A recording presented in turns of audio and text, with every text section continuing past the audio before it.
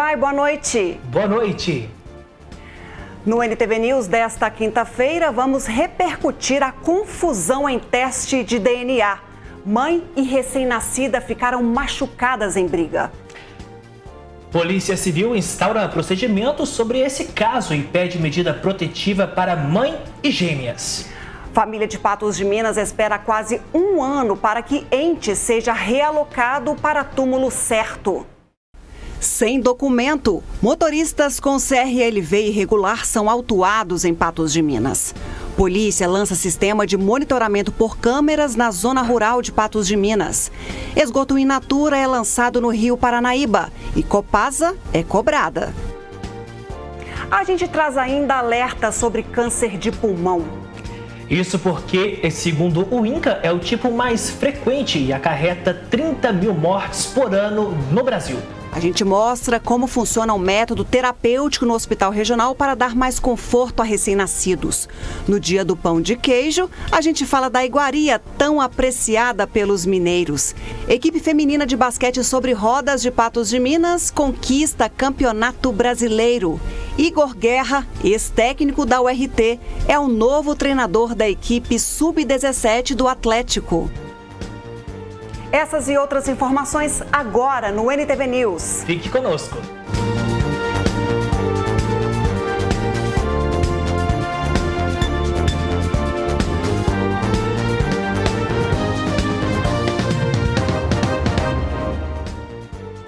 Você está com o CRLV do seu veículo em dia? Quem não está, fique atento. A polícia está de olho nas irregularidades. A Polícia Militar Rodoviária realizava abordagens rotineiras na BR-354 em Patos de Minas, próximo a uma pamonharia, quando este veículo branco, emplacado em Belo Horizonte, foi abordado. A motorista apresentou os documentos, porém o certificado de registro e licenciamento de veículo não estava em dia. Com isso, o guincho foi acionado e o carro foi removido.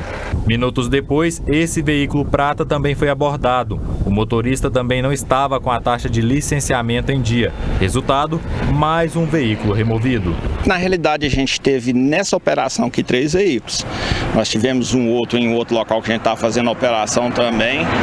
E deparando com essa situação administrativa, a Polícia Militar faz o que lhe compete, ou seja, a remoção do veículo. Quando o condutor, o proprietário do veículo, tem um veículo removido pela Polícia Militar, ele deve procurar o Detran, a Polícia Civil, no caso aqui em Minas, e procurar ver qual era o impedimento que esse veículo tinha pelo qual que ele não foi licenciado.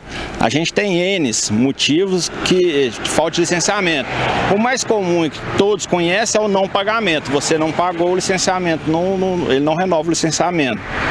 Mas temos também impedimento judicial, administrativo, a questão de multas e vários outros motivos. Então a pessoa tem que ficar atenta, acessar o site do Detran, procurar saber se o seu veículo está ou não licenciado para circular, que se por um acaso for abordado e ele não estiver licenciado, a providência nossa é, conforme vocês viram aqui, a remoção do veículo. Um caminhão que teria saído do Ceasa de Patos de Minas foi abordado e também estava com licenciamento atrasado.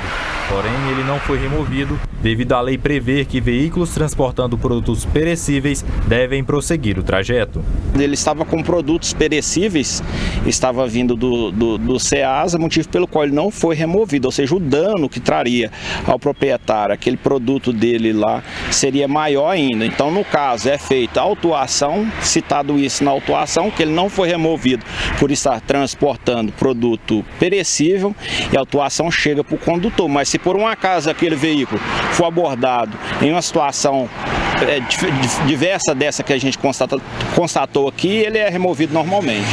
É importante que o motorista esteja em dia com a documentação. Atualmente é cobrado que o licenciamento no ano de 2022 esteja pago. Porém, a partir de setembro já começa a cobrança do licenciamento de 2023. A multa para os infratores é de 7 pontos, com valor de R$ 293,47. Aqui em Minas, até agora o mês de agosto, aqui a gente está cobrando o licenciamento 2022. A partir de setembro, em setembro será cobrado 2023 para aqueles veículos com a placa final 1, 2 ou 3, né? E aí, em outubro tenho outros finais, em novembro outros finais também. Então a partir do mês que vem, para alguns veículos, a placa final 1, 2, 3, já será exigido o CRLV, o licenciamento 2023. Lembrando que a autuação, para esse caso de situação, é gravíssima, né? 200 e quase 300 reais. O condutor, no caso do veículo não foi removido, a autuação vai normalmente.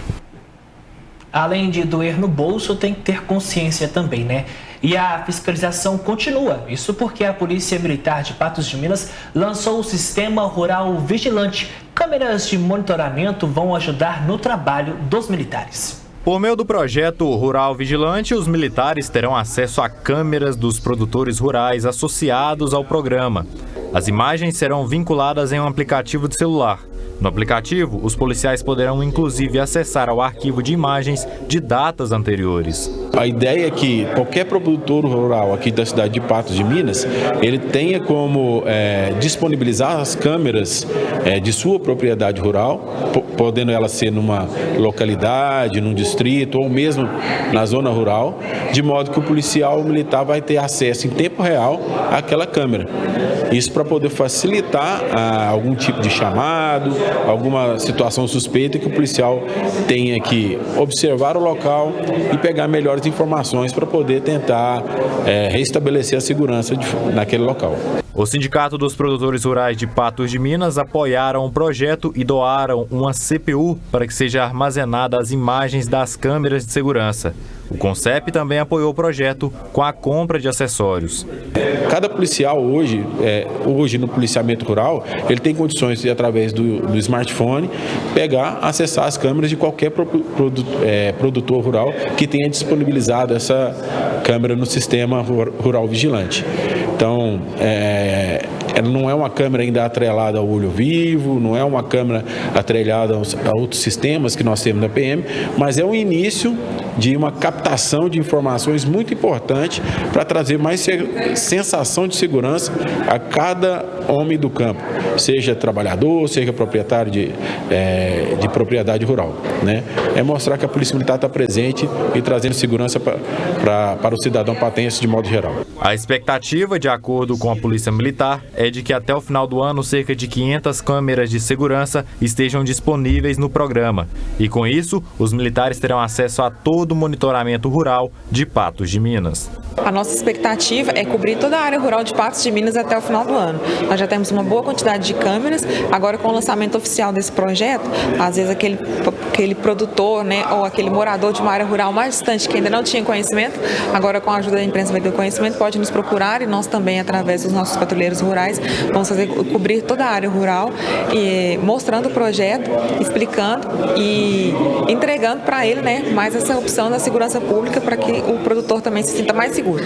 Para os produtores rurais interessados em disponibilizar suas câmeras de segurança, basta acessar o site condordoparanaíba.com/rural-vigilante e acessar o formulário e se cadastrar. O cadastramento é gratuito. Se a gente for imaginar uma câmera de segurança normal instalada, quando tem o DVR armazena todas as imagens. Lá, no nosso aplicativo, nós vamos armazenar as imagens somente com passagem de pessoas e veículos. Ou seja, quando acontece algum sinistro na área rural, infelizmente, quando a pessoa chega numa fazenda para praticar algum furto ou outro tipo de crime, ela tem que passar por algum lugar. Por alguma vicinal ela tem que passar e ela tem que ir de alguma forma, de moto, de carro, caminhão, de a pé. Então nós vamos reservar apenas essas imagens, imagens de movimentos de pessoas e veículos, que vai nos facilitar ainda mais nas nossas diligências de quando acontece o sinistro e também no nosso policiamento, porque os nossos militares da área rural, eles conhecem muito bem toda a localidade e para nós já é muito mais fácil conhecer os veículos daquela região. A gente sabe quem trabalha em tal fazenda, quem mora em tal fazenda, o carro que aquele produtor tem. Então, na hora que a gente vê um carro diferente, uma pessoa diferente, a gente vai ligar aquele alerta, né? Opa, isso aqui requer uma abordagem, requer uma atenção maior. Importante esse sistema integrado de segurança e que ele possa alcançar mais localidades para que a segurança no campo seja de fato reforçada. É verdade, porque nós já mostramos por diversas vezes no nosso jornalismo essa cobrança, principalmente do produtor que tanto necessita dessa segurança, né, até há pouco tempo a gente mostrou aí gado sendo furtado e com esse sistema aí inibe, blinda, é o que a gente espera e o produtor rural também. E depois do intervalo... Você vai ver que ex-governador de Minas Gerais, Antônio Andrade, segue internado em CTI na capital mineira. E esgoto in natura é lançado no Rio Paranaíba. E Copasa é cobrada.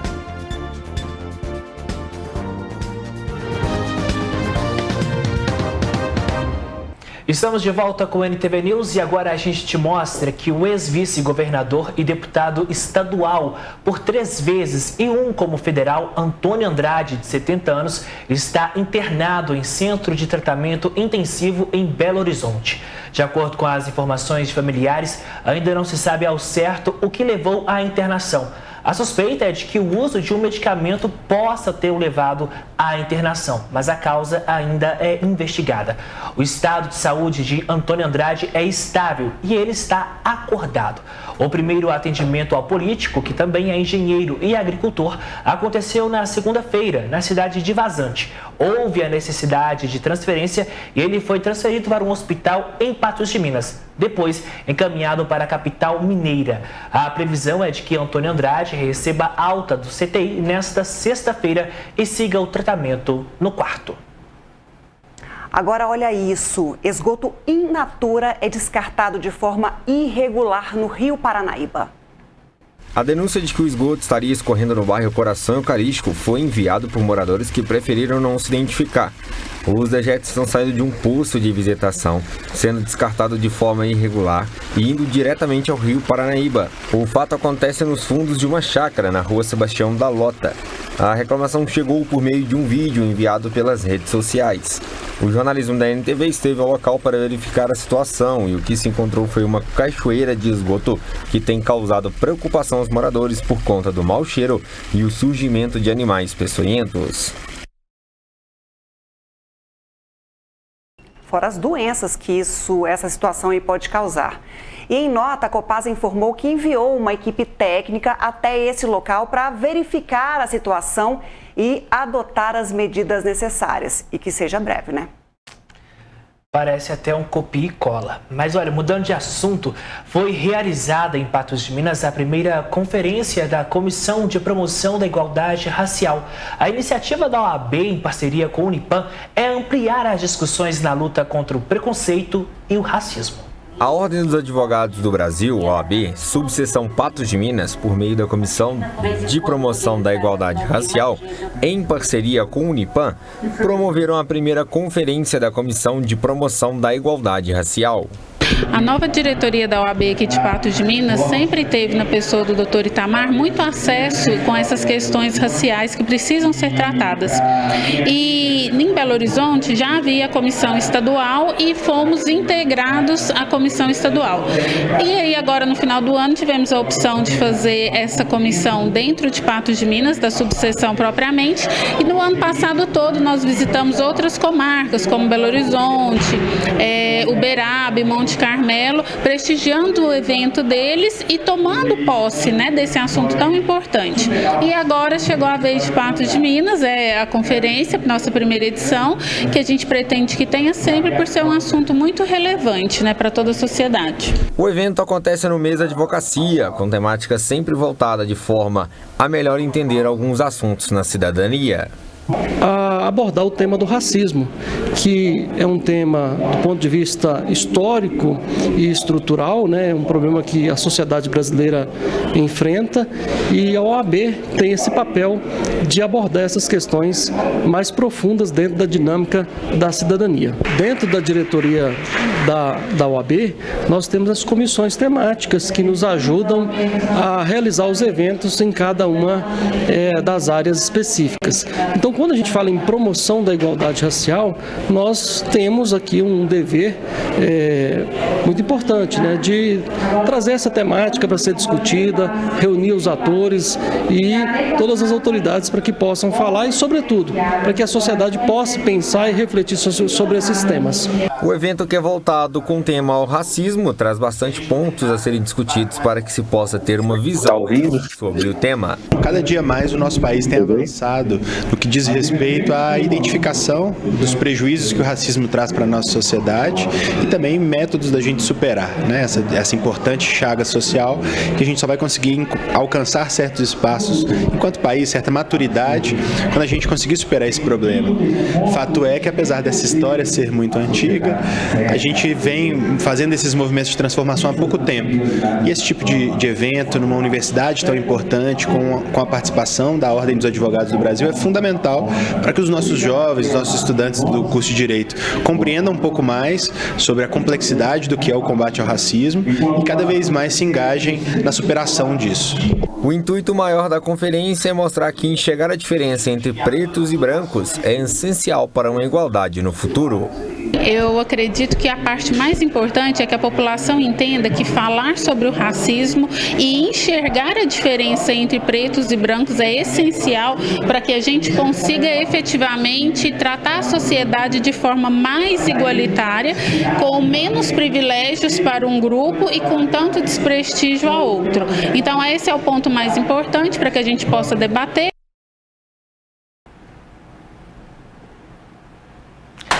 A seguir aqui no NTV News, a gente faz um alerta para você sobre a nova variante da Covid-19 que é monitorada pela Organização Mundial de Saúde, Ludmila Bahia. Pois é, a gente mostra também como funciona um método terapêutico que é desenvolvido no Hospital Regional para dar mais conforto aos recém-nascidos. E a gente traz um novo alerta, desta vez sobre câncer. O câncer de pulmão que por ano acarreta cerca de 30 mil mortes. Eu e Ludmila Bahia voltamos já já com os detalhes.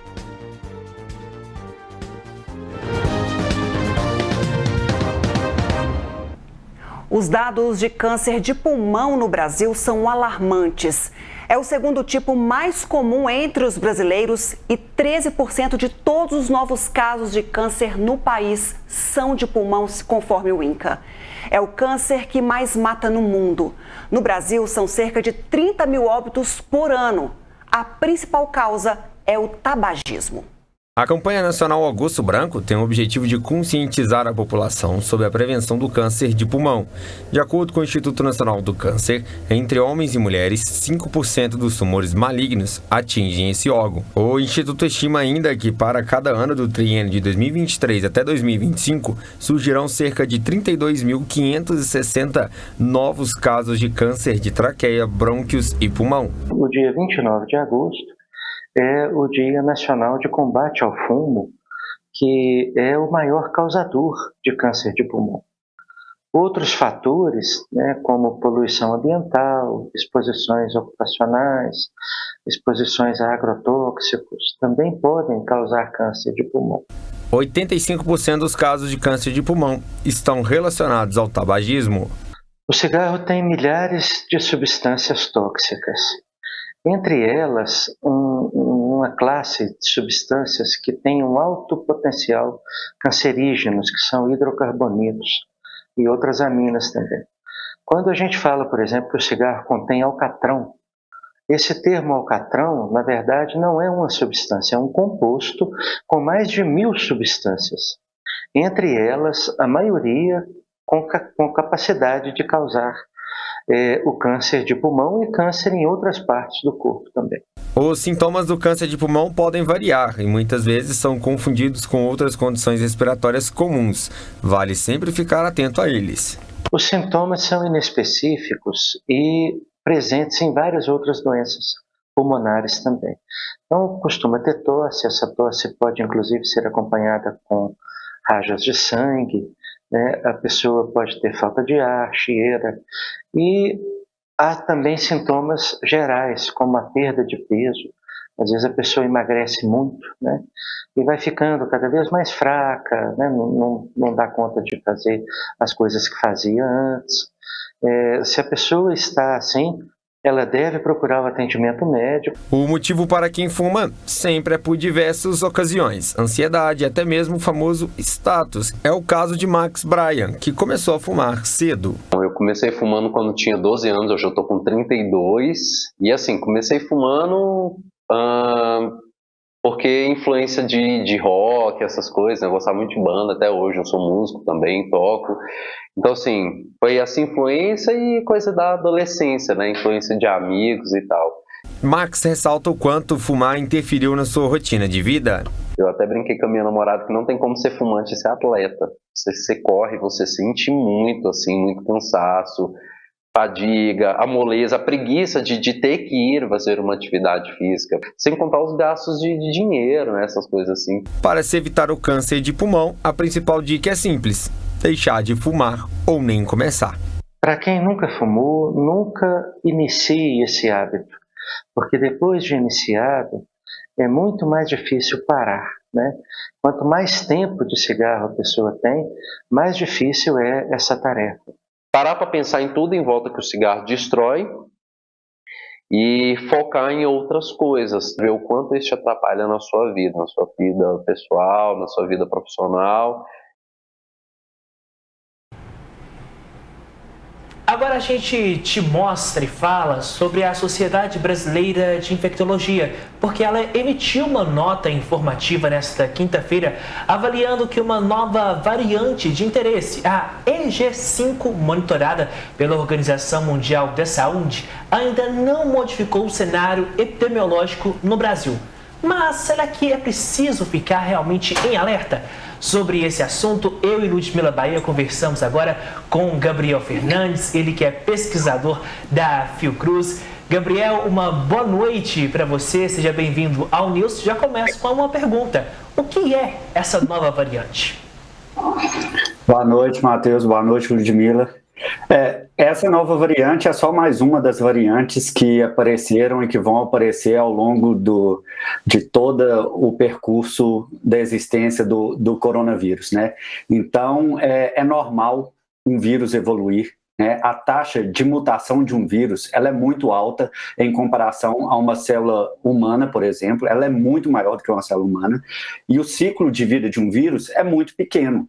Então, ele reproduz milhões de novas partículas virais em horas. Então, ou seja, isso faz com que novas variantes surjam a todo momento. Então, todo momento surgem novas variantes. Quando uma dessas variantes reproduz mais do que as outras que surgiram, aí ela se estabelece e ela começa a se propagar, né? Então, é acaso. Então, a gente tem um processo de seleção em que novas variantes vão aparecer todos os dias. Algumas vão se sobressair às outras e outras vão sumir na história do vírus. E essas duas que aparecem agora são só mais outras duas, né? Que a gente já teve diversas outras que passaram por aí também. Muitas delas nem chamaram tanto a atenção. Algumas causaram estragos grandes, né? E a gente não sabe como que essas vão ser, mas acredito muito que seja igual a Sociedade de Infectologia disse, não vai alterar o padrão de uma doença sazonal, né? Igual a gente tem surtos de influenza de vez em quando, e esses surtos muitas vezes são dirigidos por algumas variantes específicas, né?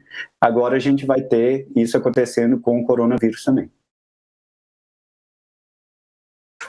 Caso dessas novas variantes que vão surgindo, ainda estamos protegidos ou é preciso o sistema de saúde também pensar em ampliar aí novas cepas, reformular a vacina para que nos dê segurança sobre tantas mutações que estão acontecendo e, como você disse, vão acontecer ainda? As vacinas, o papel delas é um tipo de defesa um pouco diferente, né? Que é a vacina para prevenir doença. Então, ela reconhece que tem um composto, né, viral dentro do seu corpo, que está sendo produzido dentro de uma célula, e aí o papel da vacina é orientar o seu sistema imunológico a ir lá e destruir aquela fábrica de novos vírus. Então, independente de qual variante que seja, muito provavelmente essa fábrica de novos vírus ainda vai ser reconhecida e ela vai ser destruída.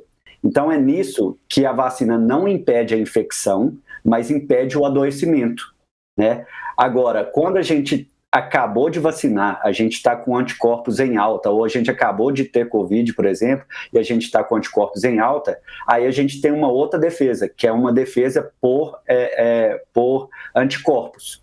Os anticorpos, eles neutralizam o vírus e impedem a infecção, né? Então, são dois caminhos diferentes, né? Como a gente vacinou há muito tempo já, né? Então, quem tomou dose de reforço no começo do ano, você com certeza não tem mais os anticorpos que poderiam neutralizar o vírus. Porém, se infectado, dificilmente você vai ter uma doença grave. Por isso se faz tão necessário, né, as campanhas de vacinação. Gabriel, Ludmila, eu quero pegar um gancho da fala que o Gabriel trouxe aqui pra gente, concordando então com a Sociedade de Infectologia, dizendo que não pode mudar muito essa nova variante, não deve mudar muito o cenário que nós estamos. Mas, Gabriel, afinal de contas, como podemos analisar o cenário quanto à Covid-19 que vivemos hoje? Pois é, o cenário ele deve ser analisado não a partir da emergência de uma variante, mas sim do aumento de casos, né? Então a gente tem um programa de vigilância, né? Um programa de que todo diagnóstico de Covid positivo ele tem que ser reportado em um sistema do Ministério da Saúde e o monitoramento é feito a partir disso. Então é a partir dos casos positivos. Se os casos positivos começam a aumentar, então isso quer dizer que a taxa de replicação viral e de infecção ela está maior do que 1. Ou seja, uma pessoa está passando para mais do que uma outra. Então, o número de casos vai aumentar. E é isso que vai acender os alertas, né? Não é uma variante que apareceu que liga esse alerta. Pode ser que essa variante leve a esse aumento? Pode ser que ela leve. Mas, provavelmente, eu acredito muito que essas duas variantes agora, elas não vão ser causadoras de uma nova onda. Mas, muito provavelmente, se tiver uma nova onda, agora por vir, ela vai ser por causa do cenário sazonal que a gente vive. Então, a gente está em uma época de mais frio, uma época mais seca, que as pessoas ficam em ambientes mais fechados, com pouca circulação de ar por causa do frio, e isso é um ambiente ideal para qualquer vírus ou bactéria que possa ser transmissível pelo ar, ela transitar, né? Então, isso vai acontecer com influenza, com resfriado, com Covid, né? Então, é isso que a gente tem que ter em mente. Gabriel, hoje até o UFRJ, a Universidade Federal do Rio de Janeiro, recomendou a volta do uso da máscara dentro da universidade. A Prefeitura do Rio disse que se manifestava contrária àquela recomendação da universidade porque não identificava aumento de casos. Como é que você avalia esse cenário daqui para frente? Essas recomendações pontuais são necessárias? São, de fato, medidas que dão mais segurança àquelas pessoas ali? A universidade, no caso a UFRJ ou outras entidades e outros órgãos, podem fazer essa recomendação quando necessita ou quando vem ali um aumento de casos, ou deixa aí para a Prefeitura ou para o Estado ou para a União tomar essas medidas de recomendações? Essas recomendações, porque o uso da máscara é um uso de proteção, né? Então, ou seja, ele é muito local, né? Então, por exemplo, eu trabalho aqui na Fiocruz e a gente tem um andar lá cheio de pessoas transitando. Se tem muitas pessoas lá com sintoma respiratório, né? Eu nem sei se é Covid, se é alergia, se é frio, eu uso máscara, né? Porque eu não quero me infectar. E aí, quando a gente vê que muitas pessoas no mesmo andar estão com sintomas respiratórios, você vê que naturalmente todo mundo usa a máscara. independente de ser Covid, entendeu? É porque é até uma questão de higiene também, né? Então você tem ali pessoas espirrando em um ambiente fechado porque está frio, todo mundo com o ar-condicionado, não abre janela porque é muito barulhento lá fora. Então, a gente já tem essa cultura. Eu não sei como que é o cenário lá na UFRJ hoje, talvez eles possam ter identificado um aumento de pessoas com sintomas respiratórios lá, e aí eles querem evitar que isso se espalhe, né? E aí eles recomendaram isso lá. E a prefeitura tem todo o direito de falar, eu não concordo que seja geral, mas que naquele local se use isso, tudo bem, né? Então, é uma ação local, né? Ela não tem que ser uma ação de governos, tem que ser uma questão de educação do indivíduo, né? E de consciência da saúde dele e da saúde coletiva. Ludmila, Gabriel, para a gente poder encerrar, pegando justamente esse gancho que o Gabriel traz para a gente, justamente dessa questão de educação, dessa preocupação das pessoas, em Patos de Minas ainda encontramos poucas, mas ainda algumas pessoas andando de máscaras pelas ruas de Patos de Minas, né? Mostra que tem se criado uma cultura que víamos apenas lá fora, mas um costume que tem aos poucos pegado a algumas pessoas. Gabriel. Que não seja visto como estranheza, e sim como um hábito normal, natural, como o Gabriel disse, questão de higiene, questão de proteção, não é porque é Covid, mas é uma gripe, é outro problema, e a gente aprendeu a usar para se cuidar, então, por que não continuar esse hábito que a gente herdou e sabe que é importante e pode ser muito eficiente também. Não protege só contra a Covid, né? Protege sobre tantas doenças. Gabriel, muito obrigado pela sua disponibilidade e participação aqui no News. De nada, à disposição. Obrigada, Gabriel. Boa noite. Bom, a gente continua falando de saúde, mas a gente fala agora de um projeto no Hospital Regional Antônio Dias, em Patos de Minas, que desenvolveu um método terapêutico voltado para recém-nascidos. A ideia é dar mais conforto aos bebês durante os tratamentos. O Polvo Terapêutico faz parte de um projeto que tem por objetivo gerar mais conforto aos recém-nascidos, além de proporcionar melhorias no sistema respiratório e cardíaco. O Polvo foi uma iniciativa a partir de fevereiro deste ano, das enfermeiras obstetras, devido à grande demanda de RNs retidos no bloco obstétrico. Porque esses RNs, como todos sabem, nós somos referência para 33 municípios e de gestações de alto risco. Então, constantemente temos, né, RNs retidos, seja eles a termos, pré-termos, com dificuldades, né, clínicas aí, respiratórias, e aí precisa ficar retidos. Então, as enfermeiras desenvolveram esse projeto, né, com o objetivo de acolher, né, e proporcionar uma melhora terapêutica para esses bebês que ficam retidos. Os efeitos proporcionados pelo brinquedo podem evitar que o bebê se machuque ou que arranque os fios dos monitores e tubos de alimentação. Os tentáculos do polvo, ele simula o cordão umbilical, então ele proporciona um certo conforto, né? A gente olhou pelo lado da humanização, né, com esse RN, que tão prematuramente teve que ser, né, sair do útero, né, que até então era o seu aconchego, e é o que a gente tenta proporcionar fora da barriga da mãe, esse neném que vem prematuro. As enfermeiras fizeram esse projeto, a gente é doada as linhas e uma das enfermeiras confecciona o polvo. O projeto tem apresentado efeitos positivos até o momento. Esses bebês, a gente nota uma tranquilidade maior, né? Evita que eles, com a movimentação brusca, desconecte os cabos, né? As conexões, sondas, que ficam todos monitorizados, com muito cabo, muito fio. Então, isso proporciona para eles aconchego e proporciona uma calmaria, né? Digamos assim, até que se consiga liberar ele para o colo da mãe. Toda a rede FEMIG, em alguns outros hospitais, já se fazia essa prática do polvo, né?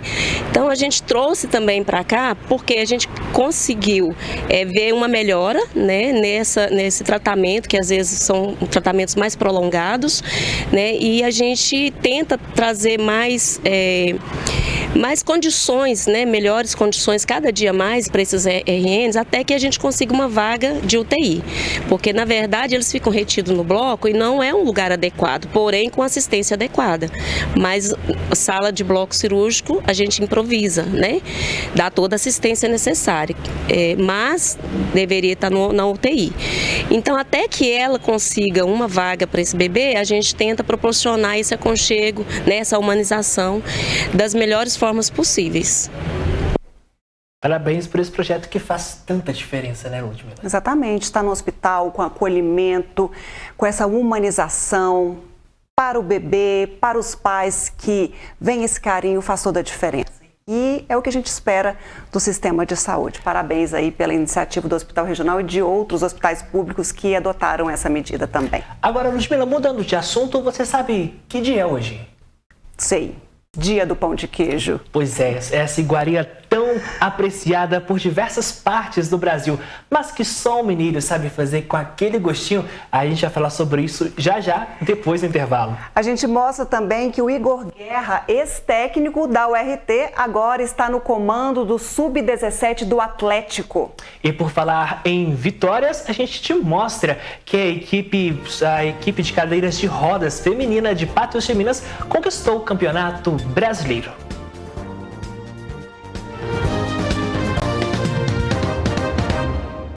De volta, e a gente te mostra que a Faculdade de Patos de Minas promove a Semana Intercursos para discutir direitos humanos e internet.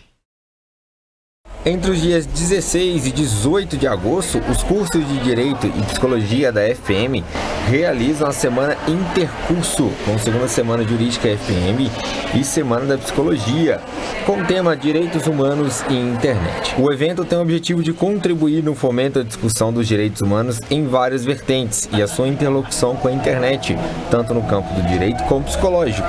A gente tem vários impactos sobre direitos humanos e da internet, sendo fomentada e discutida ao longo aí dos dois cursos. Então nós decidimos fazer a união disso para promover essa semana intercursos, onde que cada coordenador irá conduzir aí o seu processo e juntos nós podemos discutir melhor todas essas problemáticas em torno dos temas de direitos humanos e internet. O objetivo é poder complementar aquilo que se é aprendido em sala de aula e fazer com que os alunos entendam por lados e pensamentos diferentes. O objetivo do curso é que a gente complemente esse processo. A ideia é que os nossos acadêmicos eles tenham uma visão também do lado da psicologia, os alunos de direito e os alunos da psicologia têm uma visão do lado jurídico. Então a gente vai ter temas diversos nessa amplitude aí de conhecimentos e inclusive os nossos acadêmicos apresentando os resultados das suas pesquisas.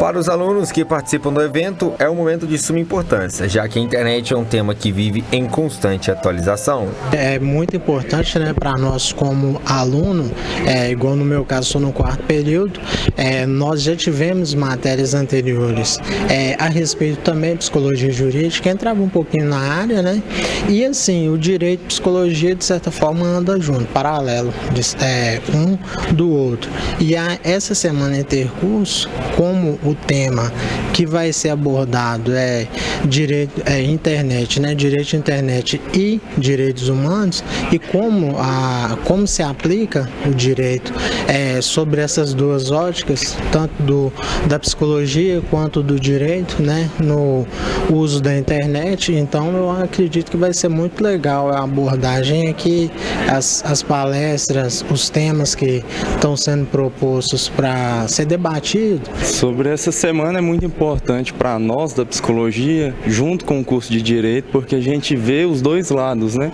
O problema da internet, ele é um problema que a gente observa esse cenário como uma terra sem lei, e aí essa terra sem lei, ela causa danos psíquicos nas pessoas.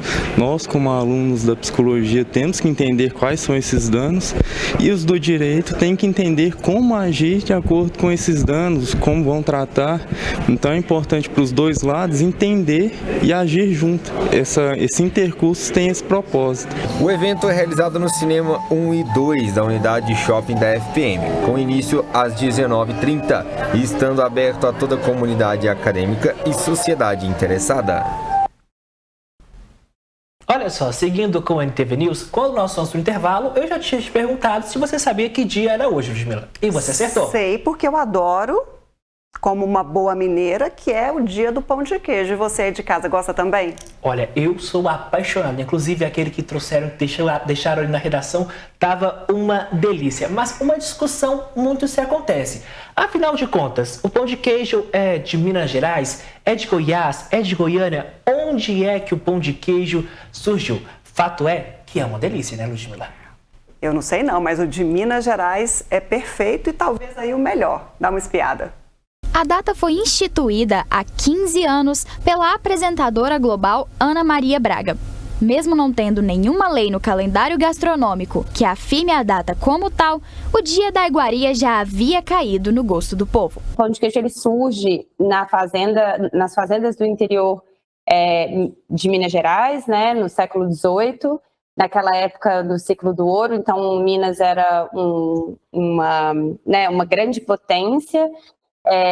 E a gente tem, muito provavelmente naquela época, quem ocupava as cozinhas mineiras eram africanas escravizadas. O pão de queijo ele tem uma mão africana, ele tem um legado português do leite, porque a gente não tinha essa cultura leiteira aqui, ela foi trazida pelos portugueses, e uma base local do polvilho, da culinária indígena, que misturados numa gamela fez-se o pão de queijo.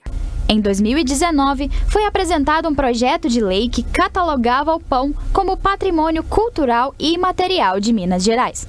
Após algumas alterações, ele foi reconhecido como de relevância e interesse cultural do Estado. O que não podemos negar é o peso histórico que a pequena iguaria carrega para o povo mineiro. Eu ainda era criança, observava minha mãe, só porque minha mãe fazia o pão de queijo em forno de lenha. O pão de queijo fica muito melhor, né? Aqueles pão de queijo grande, maravilha. O pão de queijo, todo final de semana, né? Sempre reunia as famílias. E lá estava eu. Minha mãe de vez em quando vinha, me ajudava, né? A gente completava com outros biscoitos. Maravilha. E assim foi passando e até hoje continuo fazendo. Rafaela é empresária e fundou em 2015 uma empresa de distribuição de pães de queijo congelados. Tendo suas raízes tipicamente mineiras, ela tinha como objetivo principal apresentar ao resto do país o verdadeiro pão de queijo da fazenda. Além de resgatar o gostinho caipira, a empresa trabalha de forma sustentável e com maior valorização das mulheres no mercado de trabalho. Eu trabalhava na Johnson & Johnson, em São Paulo, no Rio de Janeiro, quer dizer, já estava no Rio de Janeiro, e ia para Minas, para Patos de Minas, para visitar meus pais, minha família, e trazia sempre o pão de queijo da fazenda. E meus amigos adoravam, achavam incrível, sempre botava no freezer e começavam a me perguntar por que esse pão de queijo era tão diferente. Eu não via, né, não sabia muito o porquê que o pão de queijo raiz nosso mineiro é diferente. E aí comecei a investigar. Eu trabalhava no mercado de bens de consumo, com trade marketing, comecei a entender por que o pão de queijo que a gente fazia na fazenda não chegava nos supermercados.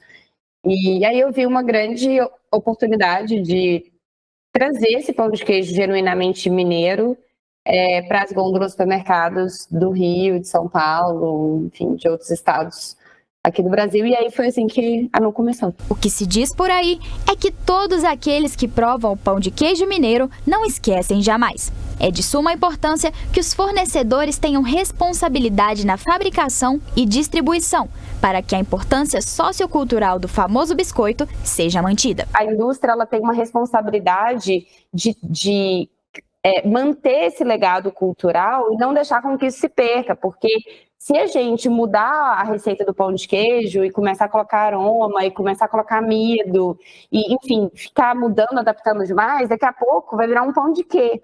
Né? A gente não sabe o que é o pão de queijo. E aí, as únicas pessoas que vão ter acesso a esse produto são as pessoas que, de fato, vivem em fazendas ou em cidades pequenas. Então, acho que a importância, ela, óbvio, tem um lugar nostálgico do pão de queijo, mas também tem um lugar cultural muito importante, né? Ele é o principal quitute do Brasil. É igual o croissant na França, né? Igual o bagel, o muffin nos Estados Unidos. Então, eu acho a história lindíssima e acho que a gente tem uma oportunidade de ganhar não só outros lugares do Brasil, né? O pão de queijo ele é consumido além das montanhas de Minas, mas também fora. Um produto que está muito alinhado com o consumo do consumidor moderno, de diminuir o glúten, de consumir produtos que são com ingredientes limpos, e o pão de queijo oferece tudo isso, né? E é uma delícia. Agora, futebol. Após deixar a URT, Igor Guerra assume o comando da equipe Sub-17 do Atlético. O anúncio oficial será na próxima terça-feira. Igor Henrique Guerra, de 36 anos, que esteve no comando da URT no módulo 2 do Campeonato Mineiro 2023, é o novo comandante da equipe Sub-17 do Atlético. A carreira de Guerra como técnico teve início com a equipe Sub-17 do Desportivo Brasil. Há 2 anos, em fevereiro de 2021, atuou como auxiliar técnico e pouco tempo depois assumiu o comando do Sub-17 do Vasco. Ele também tem passagens pelo Fluminense e Curitiba. O anúncio oficial no Galo deve ser feito na terça-feira.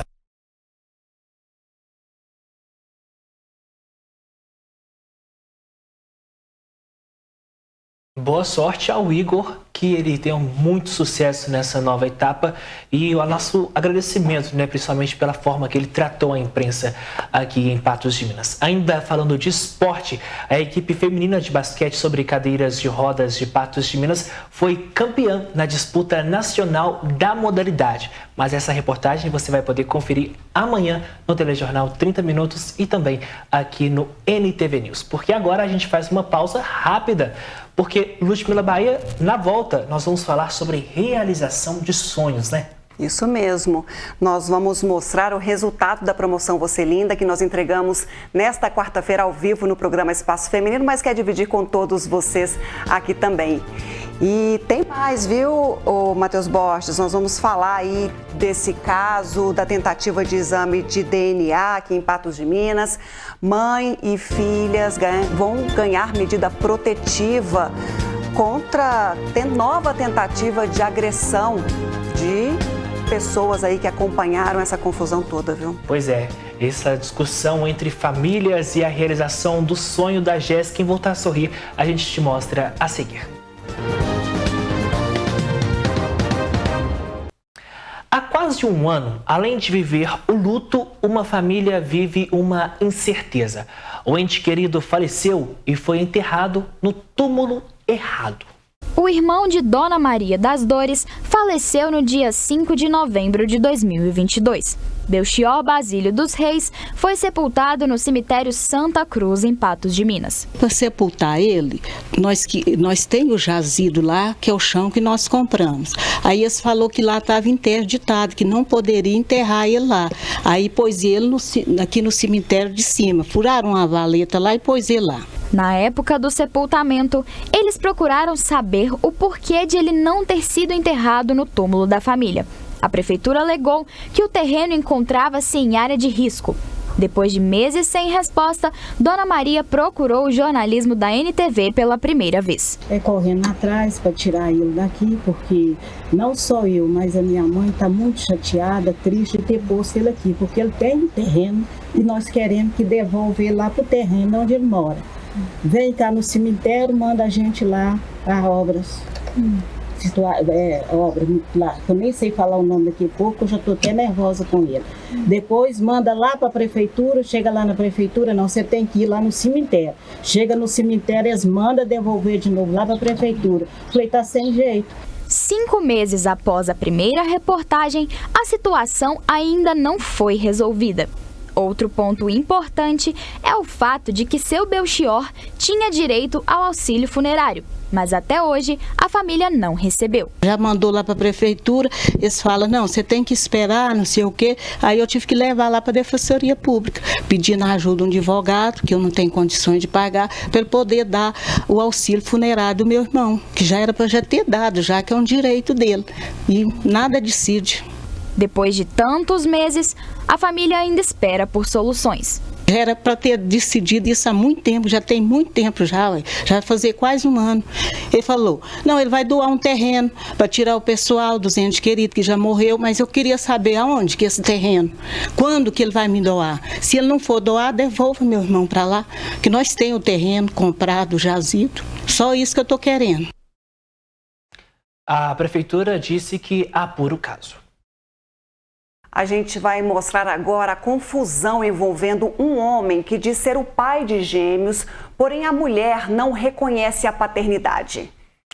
O que poderia ser resolvido com o exame de DNA foi motivo de mais briga e o caso terminou na delegacia. Na madrugada de terça-feira, uma mulher deu à luz a gêmeas no Hospital Regional em Patos de Minas. Na manhã do mesmo dia, o homem que diz ser o pai das recém-nascidas, separado da mãe das bebês há 3 meses, foi até o hospital, mas foi informado que as visitas estavam restritas e que ele não poderia vê-las. O suposto pai e familiares dele ficaram indignados e foi uma confusão. O homem foi detido. Regional tá proibindo o pai, olha lá onde tá o pai. Levando pra cadeia. Não fez nada. Por que ele tá sendo preso? Por nada, porque não pode entrar pra se ver as 2 filhas gêmeas dele. Nesta quarta-feira, a mãe, as gêmeas e o suposto pai foram a um laboratório de Patos de Minas para realizar testes de DNA e mais confusão, conforme essas imagens. A mãe disse à polícia que o suposto pai tentou tomar as crianças dos braços dela e de sua mãe, que segurava a outra criança, e foram agredidas. Os funcionários interviram e levaram as recém-nascidas para dentro do laboratório. Constatou-se que era uma briga familiar. A vítima deslocou para o laboratório para fazer um exame de DNA com as 2 crianças recém-nascidas. No local, familiares do pai, do suposto pai das crianças estavam e eles se envolveram em uma briga lá. O suposto pai, a irmã dele, agrediu a vítima, agrediu a mãe dela que estava com a outra criança, são gêmeas, são 2 meninas gêmeas, e alguns sofreram lesões. Após os ânimos terem se acalmado, as nossas equipes conduziram para a delegacia 2 autores por agressão, um autor e uma autora. O suposto pai das crianças, das recém-nascidas, que também foi autor de agressão, evadiu do local. As nossas equipes fizeram um rastreamento nos possíveis locais onde ele pudesse estar, inclusive no endereço, contudo ele não foi localizado. De acordo com os militares, a mãe das crianças tinha algumas lesões e uma das recém-nascidas apresentava vermelhidão no couro cabeludo. Uma das crianças estava no colo da avó. No momento em que a avó foi agredida pela irmã do suposto pai, ela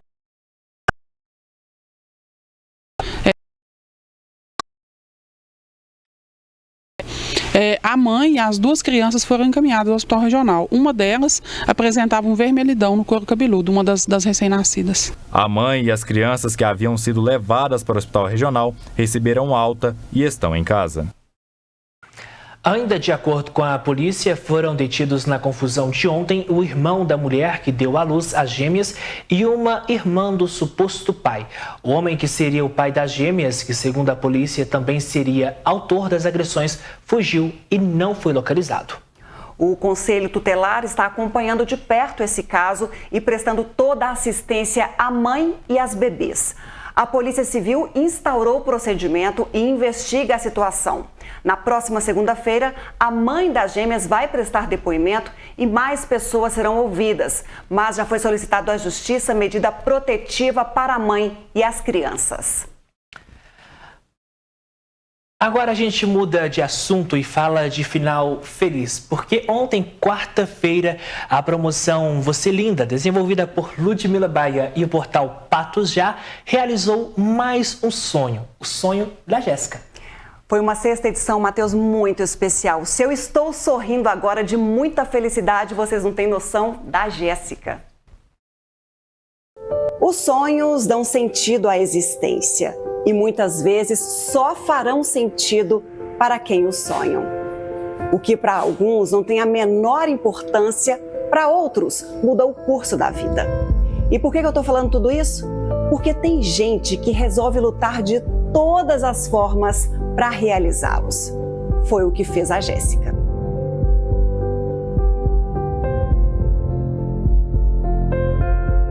Há quase um ano, A Jéssica se encheu de coragem e contou seu sonho para a equipe da NTV. Um sorriso novo.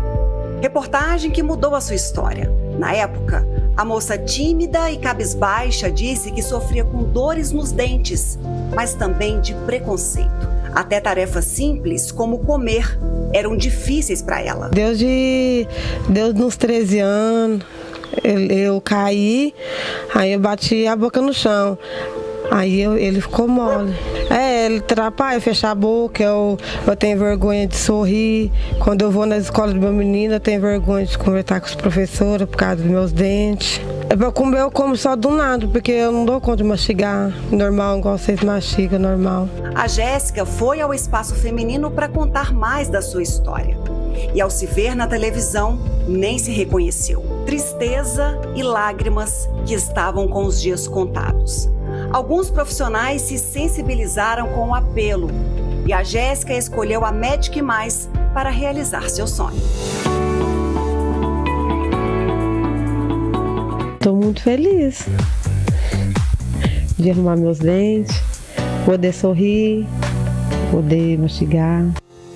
Toda a equipe se dedicou muito para realizar o sonho da Jéssica. Foram várias cirurgias e procedimentos para, enfim, fazer os implantes. Ela foi primeiramente no programa lá da Ludmila Bahia, né? Aí o doutor Tiago, que é o proprietário, ele me perguntou: Daniel, você tá afim, né, a gente tá fazendo uma boa ação, uma caridade bacana. Eu falei: opa, vamos sim. Nos sensibilizamos com o caso dela e, graças a Deus, hoje já finalizamos, né? Porque quando ela chegou com um quadro de inflamação, infecção muito grande. Isso nos permitiu que extraímos os dentes dela. Após a extração, já fizemos toda uma regularização, né? Porque ele era bem para frente mesmo. Fizemos toda aquela regularização e colocamos um par de provisória. Essa provisória ela usou durante todo esse tempo até hoje. Após a gente fazer todos os exames, nós decidimos realmente em tirar todos os dentes, né, e colocar os implantes dentários. Aí depois disso a gente faz a prótese, né, que chama prótese protocolo, que hoje é a maior, né, a melhor opção de tratamento aí para quem realmente perdeu todos os dentes, né, ou por algum motivo sobrou pouco elemento dentário na boca, né? Então nós fizemos esse planejamento, fizemos a cirurgia, tivemos que colocar enxerto ósseo, né? Na equipe ali comigo estava o Dr. Daniel, a doutora Flávia também, que são os implantodontistas ali da Medic Mais. Nesse caminho nós fizemos 12 dentes, né? 12 implantes no total. Tivemos a perda de 2 implantes, que é natural porque ainda encontrava-se muito infeccionado, né? A estrutura óssea maxilar dela. E aí depois nós repetimos esse implante. E aí foi por isso que o caso, né, planejado para 6 meses, ela acabou durando praticamente quase 1 ano, porque nós tivemos que ter toda a jornada de osseointegração do implante, é o tempo de cicatrização dos implantes. E a Jéssica ganhou mais cuidados nesta transformação do projeto Você Linda. E nós viemos em Lagoa Formosa, na loja da Maria Célia, calçados e roupas, porque ela também faz parte desse projeto do Você Linda, nessa missão de transformar a Jéssica. Bora então vestir várias produções, calçados, para deixar ela linda. A Jéssica nos contou que foi a primeira vez que entrou numa loja assim e nem se lembrava a última vez que comprou algo para ela. Eu perguntei isso para ela, né, quais lojas que ela comprava. Ela disse assim que dificilmente ela faz compras. Então a gente vê o brilho no olhar da Jéssica. A gente vê ela assim se deslumbrando a cada peça que ela veste, a cada sapato que ela calça. Isso não tem preço, né? Isso é muito gratificante. Vale a pena sonhar para a gente realizar o sonho da gente. Sempre foi meu sonho. Voltar a sorrir, poder tirar foto com meu esposo, com meus filhos. Ó, chamou de linda lá de fora. Como é que é receber elogio assim? Fico feliz. A Jéssica também recebeu muitos cuidados da equipe do salão do Samuel Melo. recebendo ela, a gente começou a cuidar dos cabelos da Jéssica, trouxe uma coloração para ela. Devido ao procedimento que ela havia feito, não podia ser muito possível, não era possível muita coisa, né? Devido a fazer uma descoloração anteriormente e o processo de alisamento. Mas a gente trouxe um pouco mais de uniformidade para o cabelo dela. Ela tem uma pele que pede um cabelo com um pouco mais de contraste, então a gente trouxe um visual mais moreno, né? Devolvendo castanho para ele, cobrindo toda aquela parte que estava mais acobreada, mais laranjadinha. E agora a gente fez também tratamento, fez as sobrancelhas da Jéssica e agora uma maquiagem para poder mostrar o resultado final.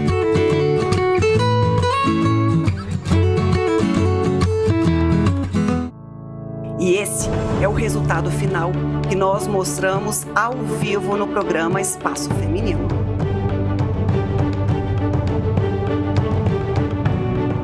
Como que você se sente agora? Me sinto feliz. Por quê, Jéssica? Pelo meu sorriso. Vou voltar a sorrir de novo. E tá sorrindo o tempo todo agora? Tá. Era difícil isso pra você antes? Era que eu não podia sorrir, né? Porque a gente era feio. E tirar muitas fotos também com a família? Vou tirar. Hoje, meu marido, eu tirei com meu esposo. E agora vai tirar uma com os filhos pra gente mostrar aqui. Vai tirar com eles também.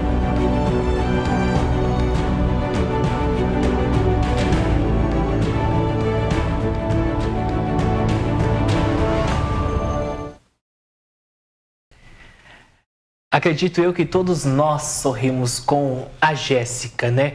Mas eu quero saber de você, Ludmila Bahia. Você é a grande responsável por transformar tantas mulheres, poder transformar o sonho da Jéssica. O que você sente ao terminar a sua reportagem com o sorriso que ela esperou por tantos anos? Olha, Matheus, quase 20 anos que ela esperou para sorrir dessa forma, voltar a comer e ser feliz, mostrar esse mulherão que estava lá dentro adormecida, voltar com essa autoestima, né, essa energia tão gostosa. Matheus, eu falo que eu sou só um veículo, se eu não tivesse aí um monte de gente do lado torcendo, como eu falei, a Jéssica só chegou aqui na NTV por uma reportagem que você produziu junto com a nossa equipe. Então, assim, é um trabalho conjunto mesmo e toda a promoção do Você Linda eu faço com muito amor, é um projeto que eu levo com muito carinho, muita persistência, porque são muitos meses e a gente sempre fica naquela ansiedade, como é que vai ser esse resultado, como é que essa mulher vai chegar lá no final.